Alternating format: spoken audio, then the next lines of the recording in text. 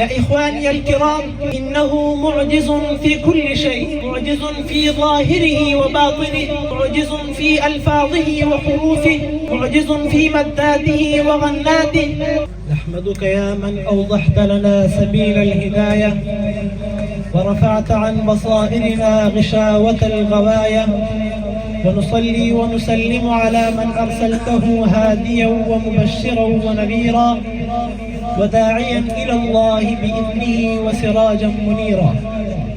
أما بعد، قال الله تبارك وتعالى: أعوذ بالله من الشيطان الرجيم، بسم الله الرحمن الرحيم، إنا أنزلناه قرآنا عربيا لعلكم تعقلون. وقال في مقام آخر: ولو جعلناه قرآنا أعجميا لقالوا لولا فصلت آياته أعجمي وعربي. وقال رسول الله صلى الله عليه وسلم: خيركم من تعلم القرآن وعلمه. وقال الشاعر: قوم قد اختار الإله قلوبهم لتصير من غرس الهدى بستانا، رفعوا كتاب الله فوق رؤوسهم ليكون نورا في الظلام فكان. يا أيها المستمعون الكرام، إن القرآن الكريم هو الكتاب المقدس الذي لا يأتيه الباطل، إنه تنزيل من حكيم مجيد، تنزيل من رب العالمين، كتاب أحكمت آياته ثم فصلت من لدن حكيم خبير، كتاب مبارك ليدبروا آياته، كتاب لا ريب فيه، كتاب لا يمسه إلا المطهرون، كتاب يقص علينا أحسن القصص، كتاب ينبئنا أنباء الغيب، كتاب يهدي للتي هي أقوم، كتاب بشرى للمؤمنين وغيظ للكافرين.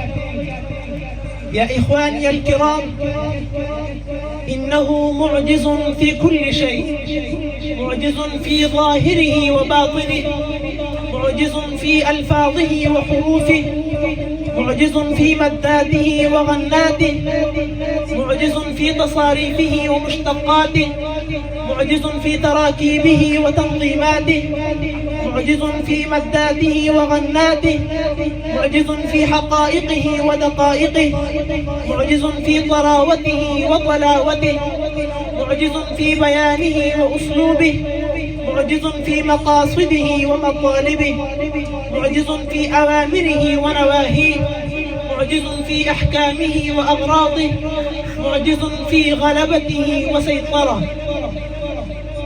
معجزة حية، معجزة خالدة، معجزة باهرة، معجزة باقية، معجزة أعجزت فصحاء الإنسانية وبلغاءها وحكماءها عن معارضتها.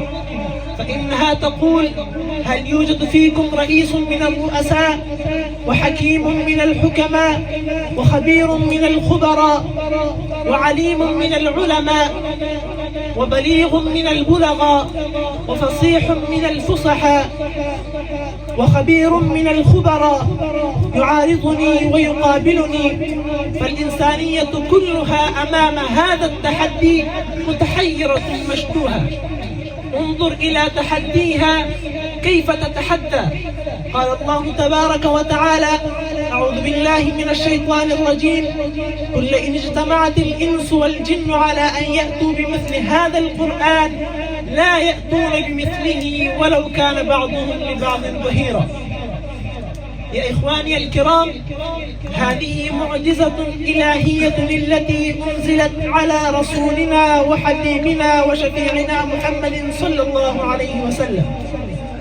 إنها نزلت بلسان عربي مبين، إنها أحدثت انقلابا عظيما فبدلت الظلمات والجهالات، ونورت الآفاق والأنفس، ووضأت القلوب والنفوس. إنها أثرت تأثيرا كبيرا، تأثيرا مدهشا، تأثيرا آفاقيا شاملا، تأثيرا عميقا واسعا.